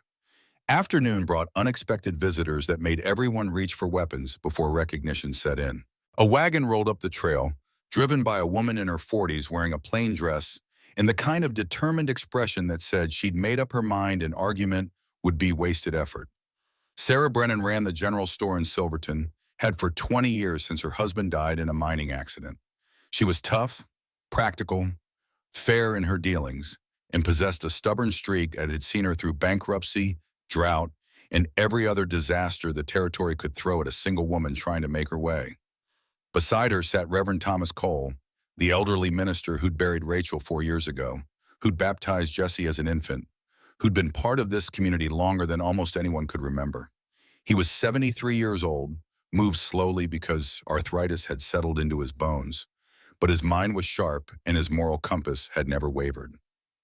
Heard there might be trouble brewing out here, Sarah called out as she set the wagon brake. Brought supplies, food, medical supplies, ammunition, tools. Also brought the Reverend, since you'll likely need someone who can pray or negotiate, depending on how things play. Sarah, you shouldn't be here, Caleb said, moving to help her down from the wagon. If Vaughn comes back with soldiers, if they're shooting, then I'll tell them I'm conducting legitimate trade with legal residents of this territory. I've got licenses and permits for everything in this wagon. Let them try to arrest me for commerce. Won't look good when the newspapers hear about it. There might not be any newspapers if Ward has his way. Man like that doesn't worry about public opinion. Then he's a fool. Public opinion is the only thing that keeps men like him from becoming complete tyrants. Reverend Cole descended from the wagon more slowly, each movement careful and deliberate. Jesse rushed to help him, offered an arm for support. The old man smiled, patted the boy's shoulder with genuine affection. Jesse Stone, you've grown a foot since I saw you last, turning into a fine young man. Thank you, Reverend Cole. It's good to see you, sir. Caleb, I heard what happened from Ezra Grant this morning. Came to see if I could help somehow. I know I'm not much use in a fight anymore, but I've negotiated between Army and Apache before, back in the 60s when things were even uglier than they are now. Might be useful if it comes to talking instead of shooting. Not sure prayer will stop bullets, Reverend. Perhaps not, but sometimes the right words at the right moment can stop bullets from being fired in the first place. And if words fail, well, at least I'll be here to pray over whoever doesn't make it through. The grim humor broke some of the tension. They unloaded the wagon together, everyone working, even Naomi despite her injuries. Sarah had brought an impressive array of supplies: flour, beans, coffee, salt pork, dried apples. Medical supplies that included proper bandages, carbolic acid for disinfecting wounds, laudanum for pain, needles and thread for stitching, ammunition for 3 different calibers of rifle, tools including extra hammers, nails, wire for reinforcing defenses. Sarah, this is too much, Caleb protested. I can't pay for all this. Who said anything about paying? Consider it an investment in doing the right thing. Besides, you think I'm going to let Garrett Vaughn terrorize innocent people in my territory? That man's been a stain on this community since he arrived. Time someone stood up to him properly. Jesse helped carry supplies inside, working alongside Dakota. Sarah watched the 2 boys, smiled slightly at their wordless cooperation. Your son's growing up fast, Caleb. Rachel would be proud of the man he's becoming. I hope so. Every day I hope so. She'd also approve of you helping that girl. Rachel never could stand by when someone needed help. Legal complications be damned. Remember when she hid that runaway slave family in your barn? This was before the war ended, when it was still illegal. Sheriff came asking questions. Rachel looked him straight in the eye and lied without flinching. Told him she'd seen some folks passing through, heading east toward Kansas. Sent him completely the wrong direction while the family got away safe. Caleb had forgotten that story. The memory came back sharp and clear. Rachel's absolute certainty that some laws were meant to be broken, that protecting innocent people mattered more than legal compliance. She'd risked everything for strangers, never questioned whether it was the smart thing to do, only whether it was the right thing. She had a gift for that, Caleb said quietly, knowing right from wrong even when the law said otherwise. It's not a gift, it's a choice, and you're making the same choice now. That's how you honor her memory, Caleb. Not by mourning forever, but by living the values she believed in. Night fell with everyone on edge, waiting for an attack that didn't come. The Apache warriors took shifts on watch, moving silently through the darkness, ghosts among the trees. Judge patrolled restlessly, his instincts keeping everyone alert. Inside the cabin, Sarah prepared a meal that fed everyone, somehow stretching limited supplies to create something that felt almost festive. They ate together, an unlikely group. Mountain man and Apache chief, 12-year-old white boy and 16-year-old Apache warrior, elderly minister and middle-aged storekeeper, woman who'd been tortured and men who'd saved her. All of them bound together by circumstance and choice, by the decision to stand for something even when standing was dangerous. After dinner, Manuelito's warriors began singing softly outside, low chants that carried across the camp, creating something haunting and beautiful. Naomi joined them, her voice blending with theirs in harmonies that spoke of sorrow and strength both. What are they singing? Jesse asked, listening intently. Death song, maybe, Caleb said, or prayer for courage. The Apaches sing before battle, helps calm the spirit, helps make peace with whatever comes. Are you scared, Pa? Everyone in the cabin went quiet, waiting for the answer. Terrified, Caleb admitted honestly. More scared than I've been since your mother died. But I'm also certain we're doing the right thing. That helps. Knowing you're fighting for something that matters, that makes the fear manageable. Ma would have done the same thing, wouldn't she? Help them even if it was dangerous? Without hesitation, your mother had the clearest moral compass of anyone I've ever known. She'd see what was right, and she'd move toward it like iron to a magnet, never counted the cost to herself. Jesse nodded, absorbing this. Reverend Cole cleared his throat, spoke into the thoughtful silence. Your mother was a remarkable woman, Jesse. I remember when she first came to this territory, young and idealistic, full of plans to make the world better. Most people lose that as they get older, get worn down by reality. Rachel never did. She kept believing people could be better, kept acting like the world she wanted to live in already existed. Sometimes that kind of faith creates its own reality. I wish I remembered her better. Jesse said quietly. I was only 8 when she died. Sometimes I can't remember her voice clearly, or exactly what she looked like when she smiled. It scares me that I'm forgetting. Naomi moved closer to the boy, sat beside him with the natural grace of someone comfortable offering comfort. You do not forget, little warrior. The memory changes, yes, becomes less sharp, less painful. But the important things, the lessons she taught you, the love she gave you, these live in your actions now. I see her in the way you helped me today, the way you treated Dakota with respect despite our differences. This is how the dead continue living, through the choices of those they loved. Jesse's eyes were wet, but he didn't cry, just nodded, understanding. The evening settled into preparation and waiting. Sarah and Reverend Cole claimed the loft, insisted that Naomi keep the bed. Manuelito's warriors maintained their watch rotation. Caleb and Jesse laid out bedrolls near the fireplace, positioned where they could react quickly to any threat. Pa, Jesse whispered in the darkness, what happens tomorrow? When the soldiers come? We try to talk first. Show them Naomi's traveling with permission. Show them the papers Manuelito has. Reverend Cole will help negotiate. With luck, we resolve this peacefully. And if talking doesn't work? Caleb was quiet for a long moment, choosing his words carefully. Then we make hard choices. But I want you to understand something clearly, Jesse. If it comes to fighting, your job isn't to be a hero. Your job is to survive. You hear me? You get on a horse and you ride hard for Silverton. Let the adults handle whatever needs handling. But Pa, I can help. I can shoot. I can... No arguments. Caleb's voice was firm, but not harsh. Your mother made me promise, the day before she died, that I'd keep you safe above everything else. That no matter what happened, I'd make sure you had a chance to grow up, to have a life, to become the man she knew you could be. That's a promise I intend to keep. You're 12 years old. You've got a whole life ahead of you. Don't throw it away trying to be something you're not ready to be. Jesse was quiet, struggling with the order. Finally, he nodded. Yes, sir, I promise. If shooting starts, I ride for Silverton. Good, that's my boy. They drifted towards sleep slowly, exhaustion and fear fighting for dominance. Outside, the Apache death song continued, beautiful and mournful. Judge's soft footfalls on patrol provided rhythmic comfort. The fire crackled and popped, familiar sounds that belonged to home.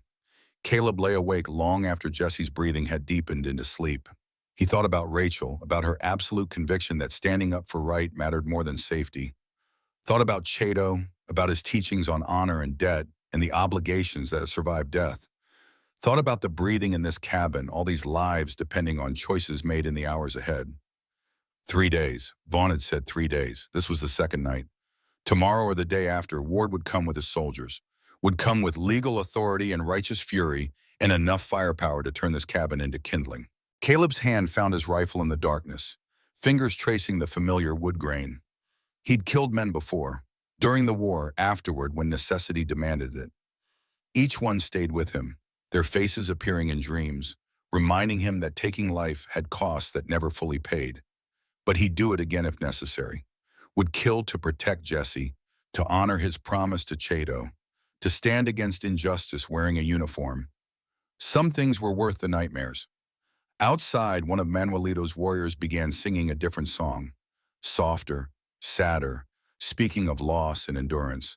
Naomi's voice joined him from inside the cabin, words Caleb didn't understand but meanings that transcended language. What's she singing about? Jesse whispered, not quite asleep yet. Caleb listened carefully, caught fragments, guessed at the rest. About her mother, I think. About the long walk to the reservation. About people who died so others could survive. About remembering those who fell and honoring them by living well. Like we honor Ma. Exactly like that. Jesse was quiet for a moment. Then, Pa, if tomorrow goes bad, if something happens to you, what should I do? Caleb's throat tightened. You ride to Silverton. Find Marshal Grant. He'll take care of you, make sure you're safe. There's money hidden under the floorboard by the stove, enough to get you started somewhere new if needed.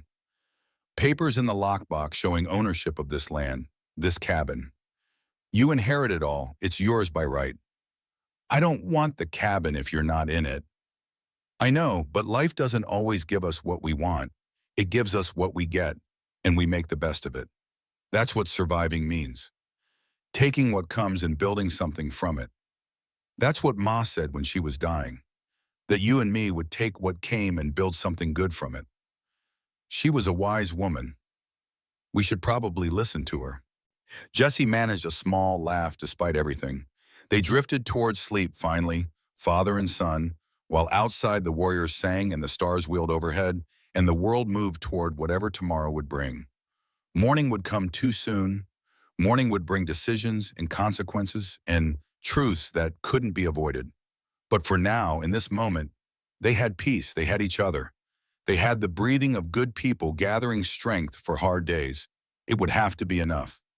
Dawn broke cold and clear on the third day, the kind of morning that made everything sharp-edged and brittle.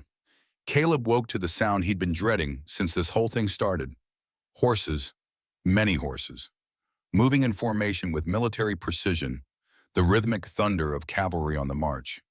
He was at the window before full consciousness returned, rifle already in hand, body moving on instincts carved deep by 4 years of war. What he saw made his blood run cold. 30 soldiers, maybe more, spread in a wide line across the approach to his property. Cavalry unit, well-armed and disciplined, moving with the kind of coordination that spoke of professional training and battlefield experience. At the front rode a man who could only be Captain Harrison Ward, sitting his horse like he'd been born in the saddle, ramrod straight, despite what must have been a hard overnight ride from Fort Union. Beside Ward rode Garrett Vaughn, and even from this distance, Caleb could see the satisfaction on the bounty hunter's face. The smile of a man who'd gotten exactly what he wanted, who'd manipulated the system perfectly and was about to watch his enemies suffer for it. Behind the main cavalry line came a wagon that made Caleb's stomach turn. Portable gallows, the kind the army used for field executions. Ward wasn't planning to arrest anyone. He was planning to hang them right here, make an example that would be talked about across the territory for years. "Everyone up," Caleb called, keeping his voice level despite the fear crawling up his spine. "They're here." The cabin erupted into controlled chaos. Manuelito's warriors moved to their positions with silent efficiency, years of fighting experience making every movement economical and purposeful. Sarah helped Naomi to the root cellar beneath the cabin, the hiding place they'd prepared for exactly this scenario. Reverend Cole positioned himself near the door, ready to step out and negotiate if given the chance. Jesse appeared at Caleb's side, rifle in hand, face pale but determined. "Jesse, no, we talked about this. You go to the root cellar with Naomi and Sarah." "I can help. I can shoot. I know how to." "You can help by staying alive."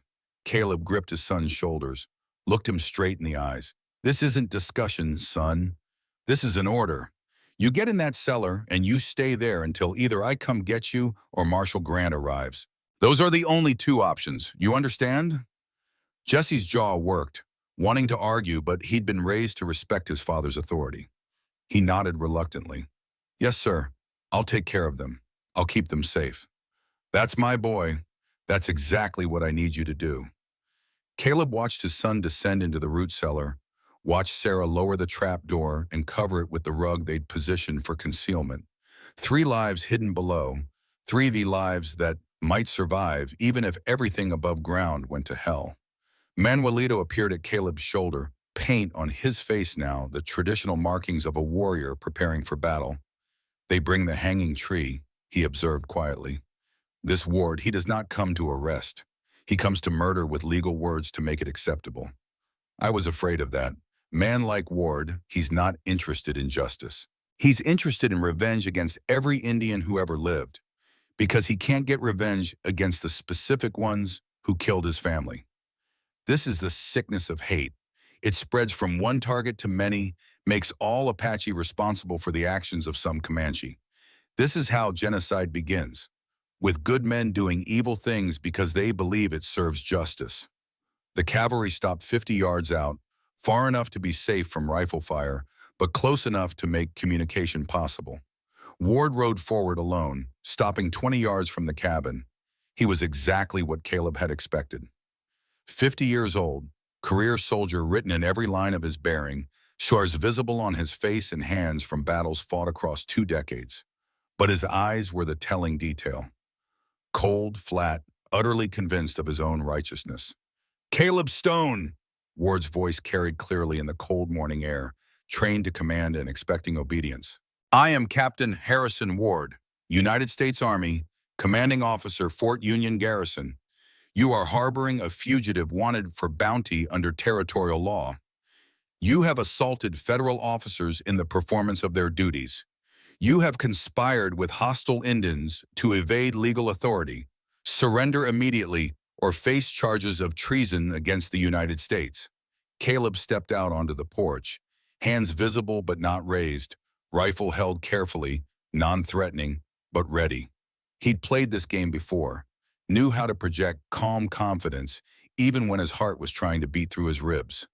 "Captain Ward, the woman inside is not a fugitive. She was traveling with official permission from Indian agent Marcus Townsend at Fort Stanton. This is a legal misunderstanding, not a criminal matter. If you'll give us time to verify her authorization, this whole situation resolves peacefully. I have no record of any such permission." Ward's voice had the ring of a man who'd already made up his mind and wouldn't be confused by facts. "What I have is a sworn statement from licensed bounty hunter Garrett Vaughn that you assaulted him and his associates while they were conducting lawful operations, that you threatened federal officers, that you are actively aiding Apache raiders in evading justice. Vaughn's a liar and you know it." Caleb couldn't keep the heat out of his voice. "He was torturing that woman, shot her horse for sport, was about to scalp her for bounty money. I intervened to stop a crime, not commit one." "That's your version. Mr. Vaughn tells a different story. And between the word of a licensed federal agent and a mountain hermit with known Apache sympathies, I know which one carries more weight." Reverend Cole appeared in the doorway then, moving slowly, hands raised high and empty. "Captain Ward, I am Reverend Thomas Cole. I've lived in this territory for 40 years, served both civilian and military populations. I've negotiated between Army and Apache many times. Please, let us discuss this peacefully. No one needs to die today." Ward's expression didn't soften. "Stand aside, Reverend. This is military business, not church business. This is murder business disguised as military business. That bounty hunter beside you tortured an innocent woman, shot her horse for the entertainment of watching it die slowly. Is that the kind of man the United States Army takes orders from now? Is that what we fought the war to protect?" Vaughn urged his horse forward, face flushed with anger. "Careful, old man. Slander against licensed federal agents carries serious penalties. You can hang right alongside Stone if you keep talking. Truth isn't slander, Mr. Vaughn, and I'm 73 years old. You think I'm afraid of dying? I've buried more good people than you've probably met in your entire miserable life. Death doesn't scare me, but dishonor does. Injustice does. Watching good men hide behind bad laws to do evil things, that terrifies me." Manuelito stepped into view then, and the reaction from the cavalry line was immediate. Rifles came up, hammers cocking, soldiers tensing for action. Manuelito ignored them all, walked forward with the kind of dignity that came from being chief of his people for 30 years. "I am Manuelito, chief of the Mescalero Apache. The woman you seek is my daughter Naomi. She has committed no crime.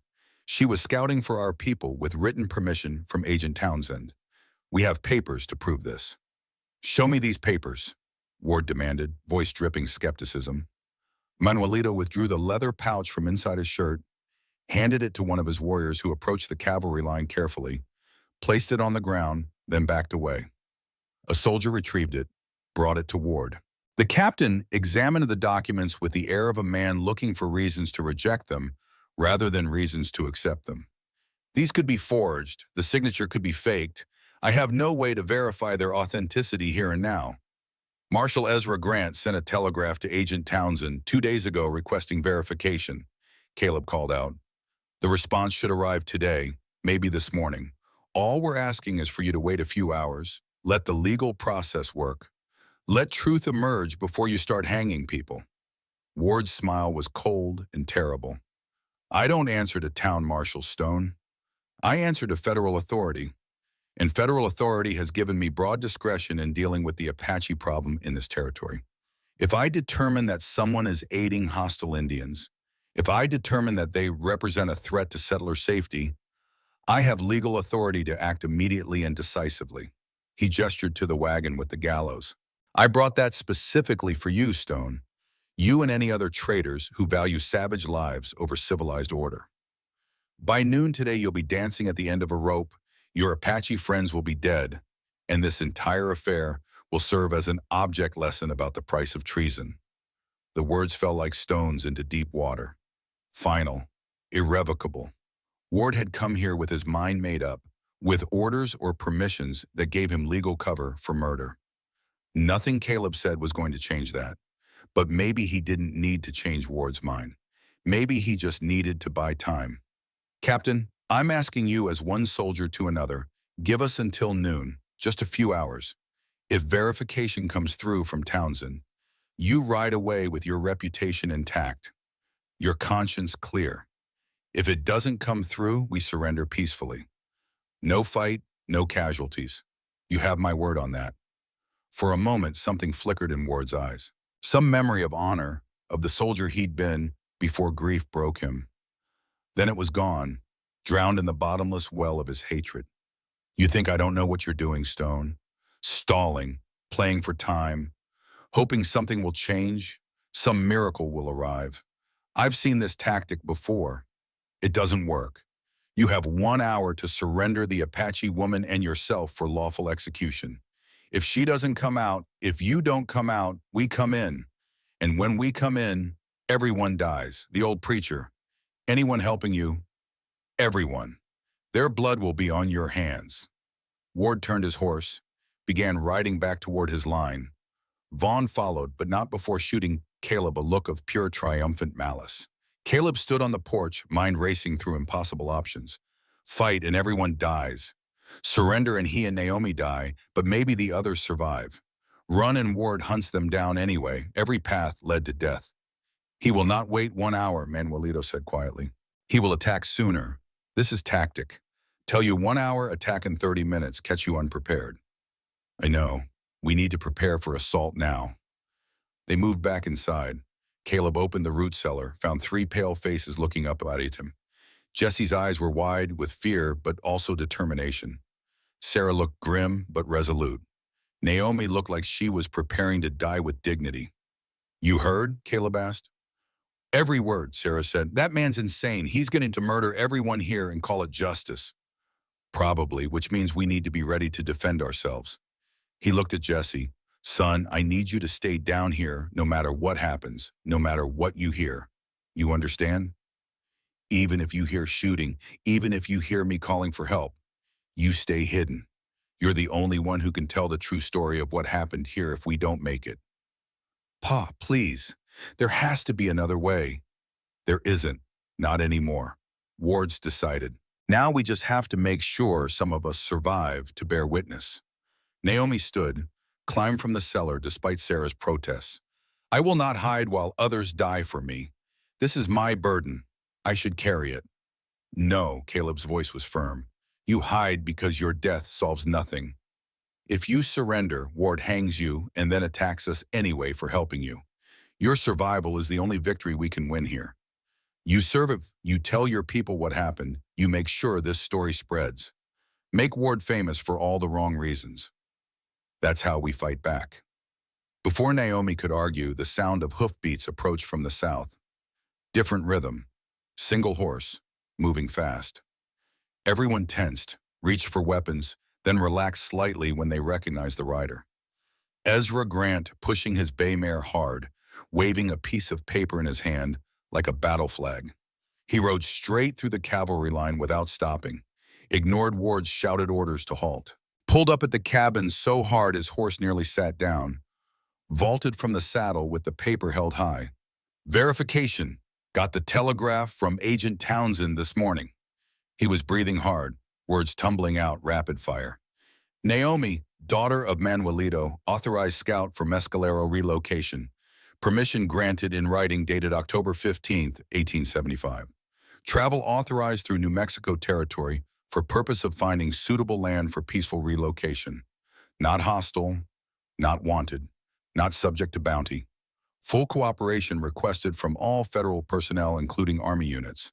Signed, Agent Marcus Townsend, Fort Stanton, with official seal and witness signatures.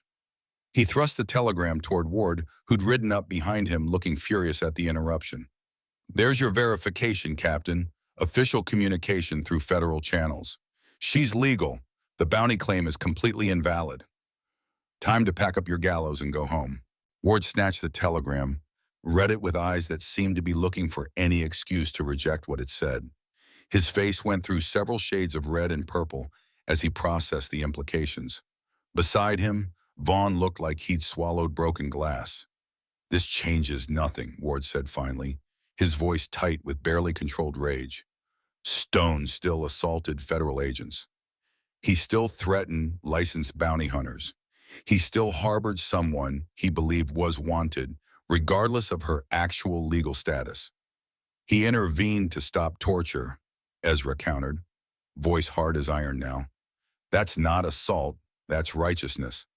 Any court in this territory would call it justified defense of another. You want to test that in front of a judge, Captain? Want to explain to a federal magistrate why you hanged a man for saving a woman's life? Want that in the newspapers? Because I guarantee it will be in every newspaper from here to Washington within a month. I don't answer to newspapers or town marshals, Ward started, but Ezra cut him off. No, but you answer to your commanding general. You answer to the Department of War. You answer to federal judges who don't like Army officers exceeding their authority. And you answer to public opinion when it turns against the Army for murdering civilians without cause. Ward's hand moved to his saber, knuckles white on the hilt. For a moment, Caleb thought he'd draw it, thought this would end in violence regardless of what any telegram said. Then one of Ward's lieutenants rode up, a young man maybe 25, spoke quietly but urgently. Sir, with respect, if we proceed with executions now, given this official verification, we'll be in violation of federal Indian policy. That carries court-martial implications for all of us. Ward turned on the lieutenant with fury. Are you questioning my orders, Lieutenant Hendricks? No, sir. I'm advising you of legal consequences. My duty as your second in command. The standoff held for seconds that felt like hours. Caleb could see the war happening inside Ward. Rage versus reason. Hatred versus self-preservation. The desire to murder versus the reality of consequences. Finally, Ward yanked his horse's head around so violently the animal whinnied in pain. 1 hour, he spat. You have 1 hour to clear this property. The Apache, the woman, the marshal, all of you gone. If I see any of you in this area again, if I hear about any of you causing problems, I will find legal justification to arrest you. And next time, there won't be convenient telegrams to save you, understood? Perfectly, Ezra said, not backing down an inch. We'll be gone in 30 minutes. And Captain, you might want to have a long conversation with Mr. Vaughn here about the accuracy of his sworn statements. Because if I find out he lied in official testimony, I'll be filing charges. Perjury, false statements to federal officers, assault and battery on that woman. He'll spend the next 5 years in territorial prison. Vaughn's face went white. Ward shot him a look of pure contempt, then spurred his horse back toward the cavalry line without another word. The soldiers withdrew slowly, resentfully. Men who'd been promised action and got cheated out of it. The gallows wagon turned with difficulty, began the long journey back to Fort Union. Within 10 minutes, the entire cavalry unit was disappearing into the tree line, leaving nothing but churned earth and the memory of how close they had all come to dying. A single rider broke from the departing column, turned his horse back toward the cabin. The soldiers didn't notice, too focused on their retreat. Isaac Tully dismounted quickly, 21 years old and looking somehow younger in the morning light. His hand went to his saddlebag, pulled out 2 items, his mother's Bible, worn from handling, and a folded map marked with careful notations. Mr. Stone, sir. His voice shook slightly. This is Vaughn's map. Shows where he planned to ambush you if the Army plan failed. Also has notes about who he bribed at Fort Union to get Ward's cooperation. which officers he paid to lie about Apache raids that never happened. And Caleb took the evidence carefully. Son, this could get you court-martialed. Or shot. Vaughn finds out you gave me this. He'll kill you. I know, sir. Isaac's hands trembled, but his voice steadied. But my ma raised me to be a good man, not a rich one. She said I should make her proud, not make her ashamed. I can't do that by staying quiet while murder gets called justice. He glanced back at the distant cavalry column, then met Caleb's eyes directly. Tell that Apache woman I'm sorry. For all of it. For not stopping Curtis and Vaughn in that clearing. For being too scared to do the right thing when it mattered most. Tell her some of us know the difference between law and justice, even if we don't always have the courage to act on it. Before Caleb could respond, Isaac mounted quickly and spurred his horse hard, racing to catch the column before they noticed his absence. Ezra examined the map and documents, whistled low. This is enough to put Vaughn in territorial prison for 10 years. Maybe get Ward investigated too, if we're lucky. Justice, Caleb said quietly, watching Isaac disappear into the distance. Sometimes it comes from the most unexpected places. Sometimes it takes a boy with his mother's Bible to remind men what honor looks like.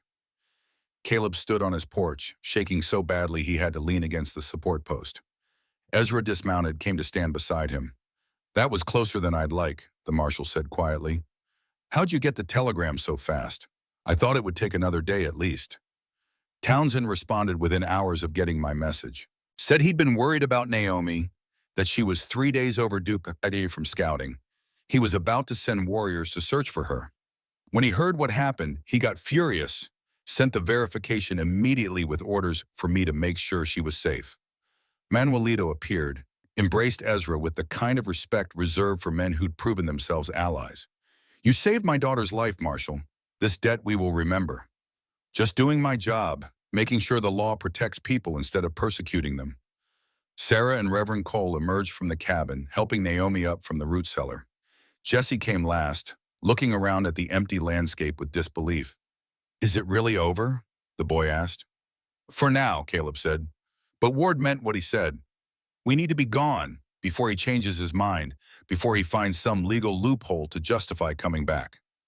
Manuelito's warriors began breaking camp with the same efficiency they'd shown setting it up. Within 20 minutes, all trace of their presence was erased.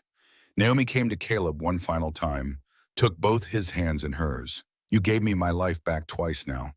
Once from those bad men, once from the army. I have no words sufficient to thank you. No thanks needed. Just honor Chado's memory. Live well. That's all the payment I need. She turned to Jesse, smiled with genuine warmth. Little warrior, you are braver than you know. You will grow to be a man your mother would be proud of. I see her in your eyes, in your heart. Keep that alive. Keep her alive through your choices. Jesse nodded, unable to speak past the emotion choking his throat.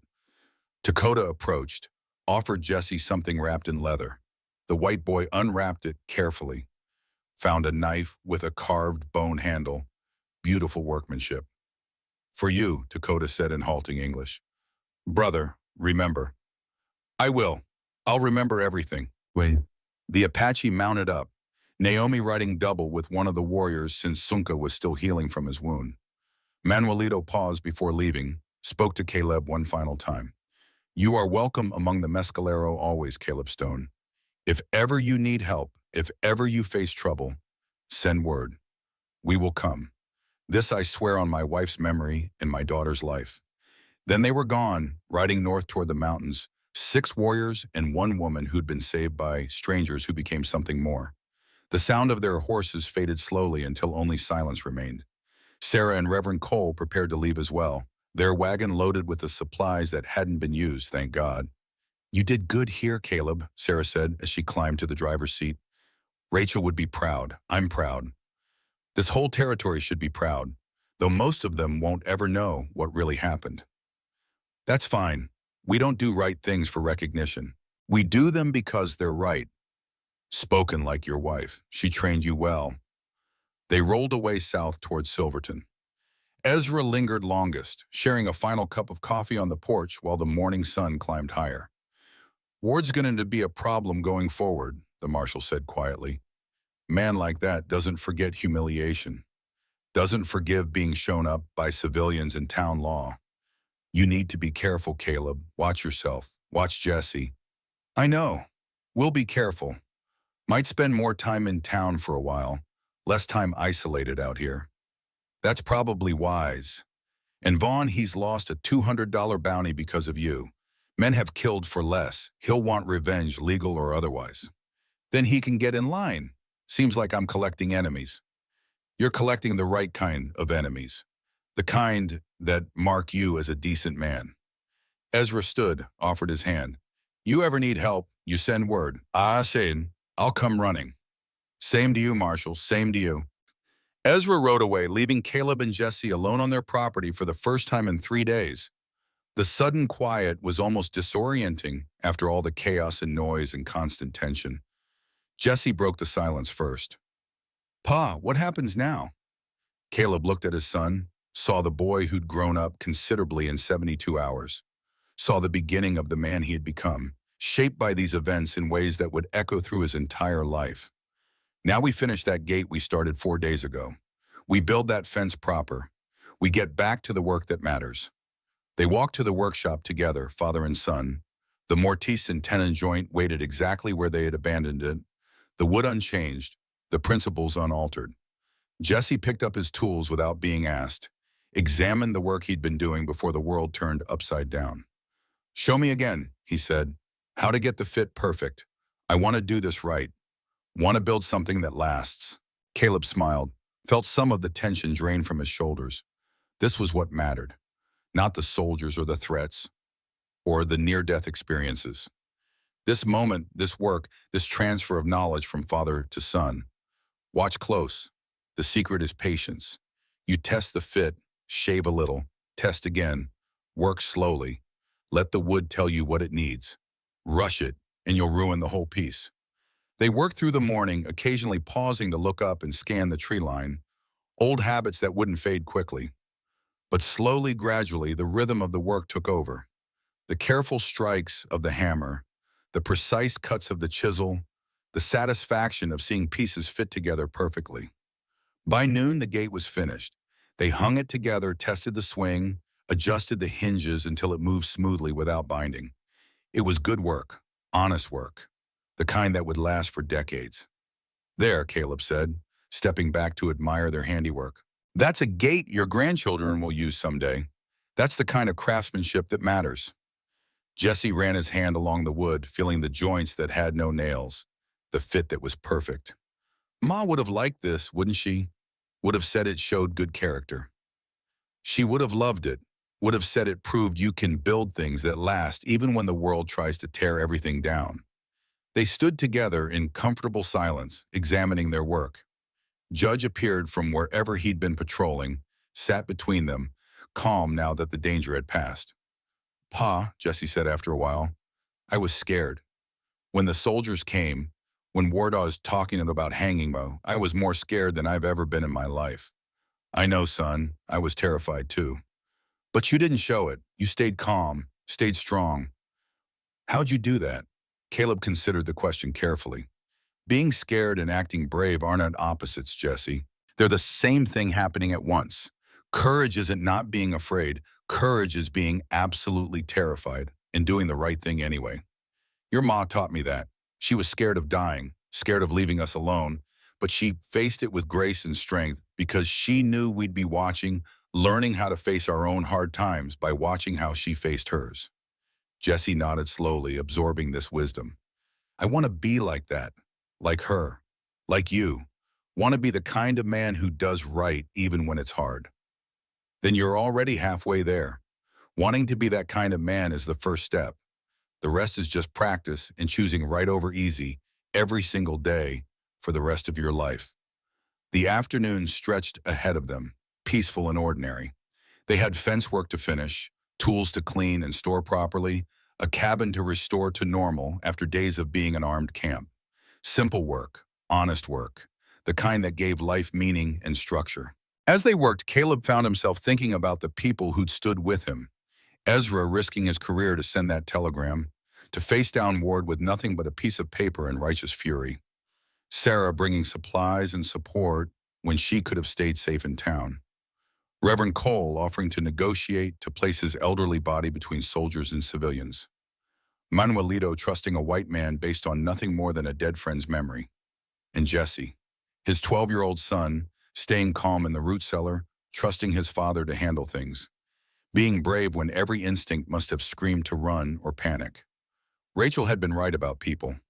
Most of them were good when it mattered. Most of them would stand up for what was right if someone gave them the chance. The world was full of Wards and Vaughns, men who chose cruelty and greed, but it was also full of people who chose better. "Pa, you think we'll see Naomi again?" Jesse asked as they worked on a section of fence that needed replacing. "Maybe, if her people settle nearby, if circumstances bring us together. But even if we don't, we'll always have these few days. The memory of doing something right, of standing for something that mattered. That's worth more than gold, son. Those are the memories you carry your whole life. I'm going to remember Dakota, how he taught me to read tracks better, how we worked together even though we couldn't really talk to each other." Good, hold on to that. Remember that courage and honor don't speak just one language, don't belong to just one people. They're universal. They cross every boundary humans try to create. Evening came with the kind of spectacular sunset that made the whole sky burn gold and crimson. They finished their work, stored their tools properly, made dinner together. Just the two of them in the cabin that suddenly felt both empty and full at the same time. After Jesse went to sleep in the loft, Caleb sat alone by the fire, thinking about everything that had happened. 3 days that had changed everything while changing nothing. The cabin was the same, the work was the same, but he and Jesse were different now, had been tested and proven, had learned things about themselves and the world that couldn't be unlearned. He thought about Chado, about that promise made 8 years ago. Take care of my people. The promise had led him to risk everything, had nearly cost him his life and his son's future. But he'd honor that promise again tomorrow if needed, would make the same choice every time. That was what Rachel had understood. That was what she'd tried to teach him, that the measure of a life wasn't comfort or safety or wealth. It was the choices made when choosing wrong would have been easier. It was the stands taken when standing carried costs. It was the promises kept even when keeping them hurt. Outside, Judge barked once, then settled. Just the normal sounds of night in the mountains. No threat, no danger.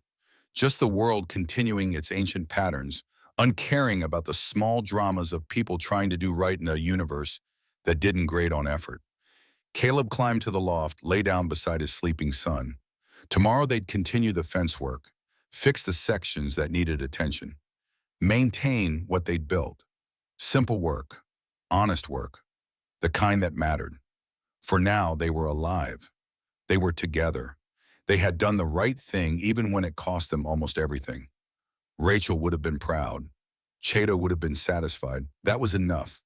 In the darkness, Caleb closed his eyes and drifted toward sleep, knowing that Ward and Vaughn were still out there, that this might not be truly over, that threats could return.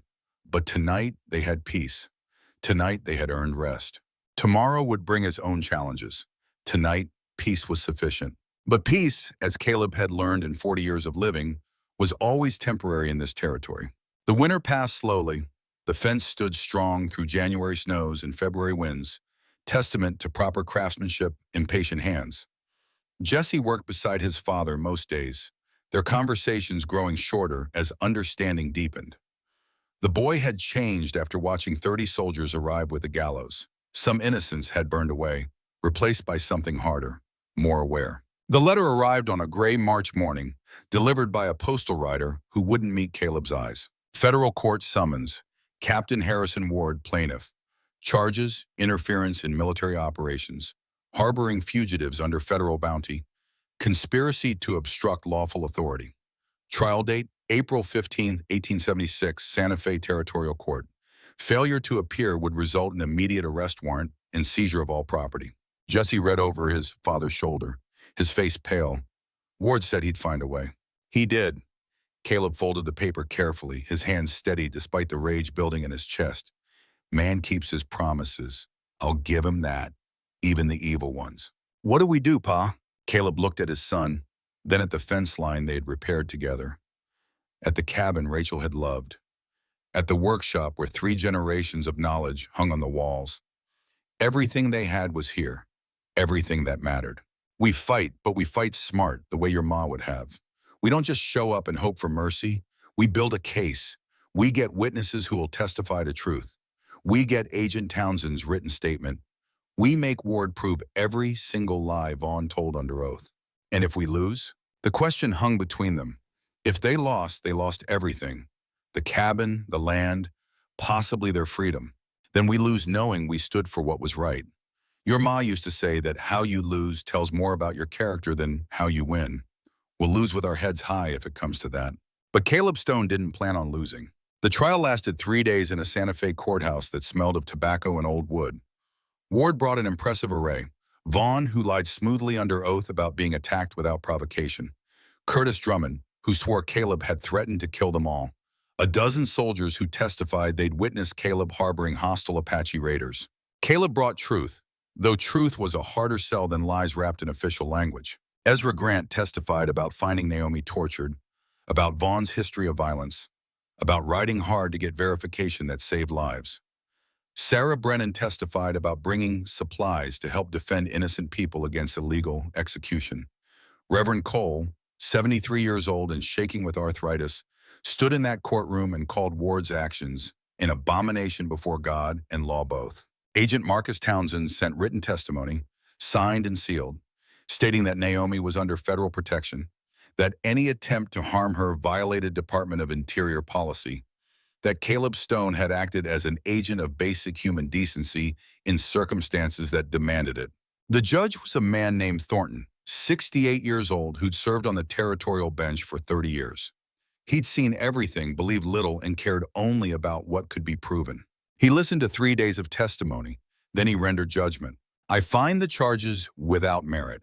Mr. Stone acted in defense of another person who was under federal protection and being subjected to torture by licensed bounty hunters operating outside the scope of their authority. His actions were justified under both territorial law and basic human rights. All charges dismissed. He turned to Ward, his voice going cold. Captain Ward, you have wasted this court's time with charges that any competent officer would have known were baseless. You are fortunate I don't hold you in contempt. Consider yourself censured. Now get out of my courtroom. Then he addressed Vaughn directly. Mr. Vaughn, I am referring your testimony to the territorial prosecutor for investigation of perjury. If you lied under oath in my court, you will spend the next 5 years breaking rocks in Yuma prison. I suggest you find yourself a very good lawyer. Ward's face as he left the courtroom was a mask of barely controlled fury. His eyes, when they met Caleb's, promised that this wasn't over, not by a long measure.